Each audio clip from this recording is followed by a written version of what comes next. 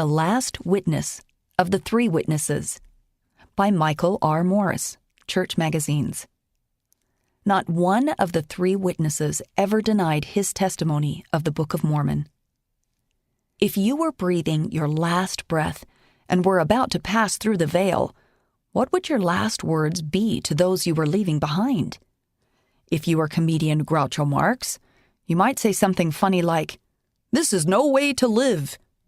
If you were multimillionaire Richard B. Mellon, who played a 70-year game of tag with his brother, you might call your brother to your deathbed, touch him, and say, "Last tag." If you were President Brigham Young, you might utter the name of your beloved friend and mentor, the prophet of the Restoration, Joseph, Joseph, Joseph. What if you were one of the three witnesses to the Book of Mormon?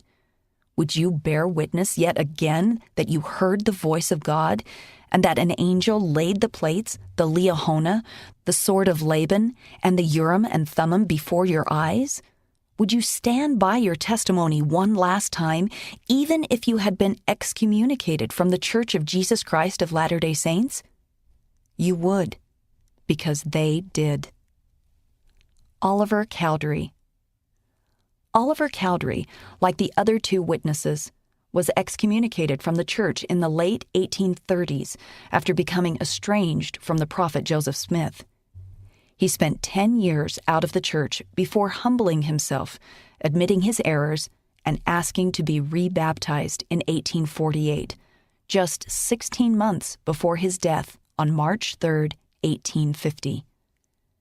As Oliver sought rebaptism, he bore testimony in the most positive terms to the truth of the Book of Mormon, the restoration of the priesthood to the earth, and mission of Joseph Smith as the prophet of the last days. A few months before his death in Richmond, Missouri, Oliver told his old friend, Jacob Gates, "I want you to remember what I say to you. I am a dying man, and what would it profit one to tell you a lie? I know that this Book of Mormon was translated by the gift and power of God. My eyes saw, my ears heard, and my understanding was touched, and I know that whereof I testified is true. It was no dream, no vain imagination of the mind. It was real." Years after Oliver's death, his wife Elizabeth described his lasting testimony in a letter to her brother David Whitmer. From the hour when the glorious vision of the Holy Messenger revealed to mortal eyes the hidden prophecies which God had promised his faithful followers should come forth in due time, until the moment when he passed away from earth, Oliver, always without one doubt or shadow of turning, affirmed the divinity and truth of the Book of Mormon. David already knew that.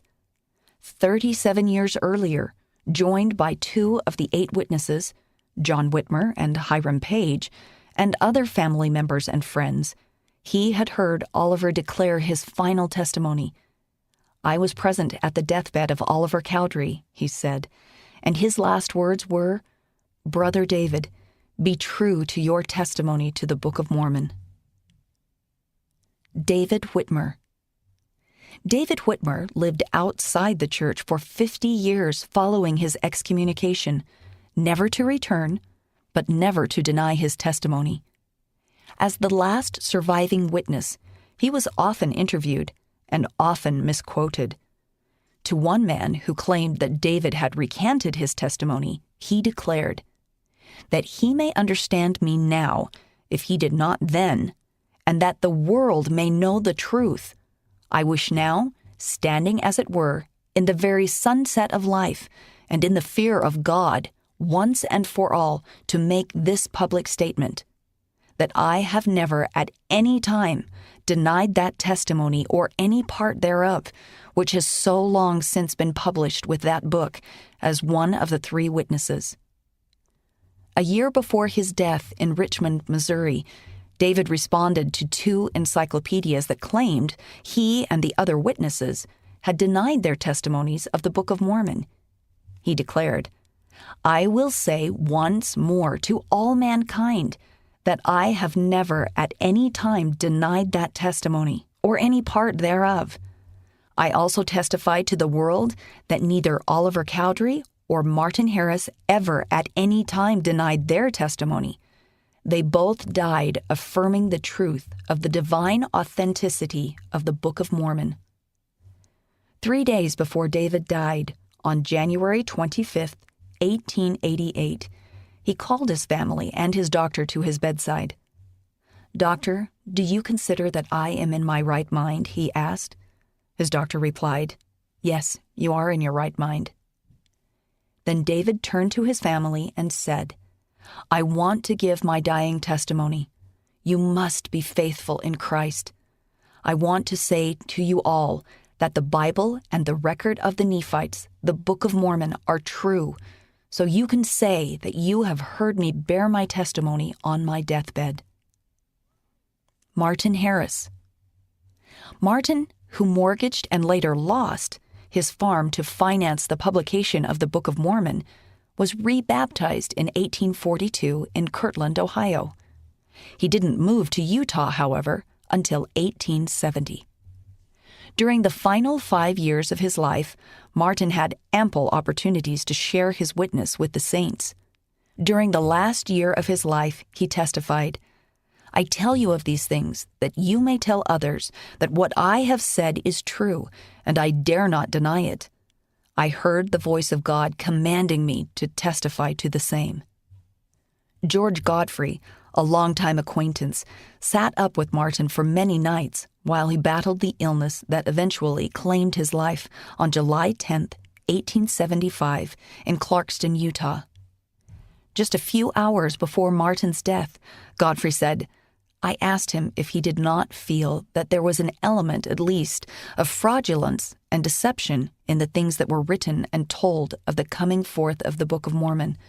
And he replied, as he had always done, so many, many times in my hearing, and with the same spirit he always manifested when enjoying health and vigor." Martin then declared, "The Book of Mormon is no fake. I know what I know. I have seen what I have seen, and I have heard what I have heard.